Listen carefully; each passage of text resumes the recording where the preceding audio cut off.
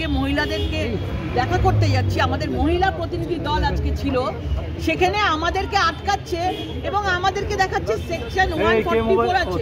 আমার কাছে কাগজ আছে 144, সন্দেশখালীর 6টা না 7টা জায়গায় ওরা 500 মিটারের মধ্যে, সেই কাছাকাছি 500 মিটারের মধ্যে 144 করেছে। কিন্তু আমাদের যেখান থেকে বজেরহাট থানা থেকে আমাদেরকে অ্যারেস্ট করা হয়েছে সেখানে কোনো রকম 144 ছিল না।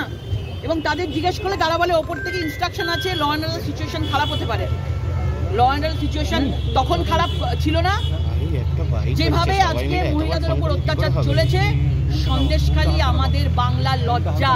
আজকে আপনাদের মাধ্যমে সন্দেশখালী বেরিয়ে এসছে, আরো কত না সন্দেশখালী আমাদের পশ্চিমবঙ্গে কোনায় কোনায় রয়েছে। কোনায় কোনায় সন্দেশখালীর মায়েরা কাঁদছে, কিন্তু এখনো পর্যন্ত বলতে পারছে না। আমরা বিশ্বাস করি আজকে এই মহিলারা সন্দেশখালীর মহিলাদেরকে আওয়াজ দেখে আমরা বিশ্বাস করি আপনাদের মাধ্যমে আরও সন্দেশখালী বেরিয়ে আসবে, আরও তারা বুকের সাহস নিয়ে নারী শক্তি আসে আগে এগিয়ে যাবে।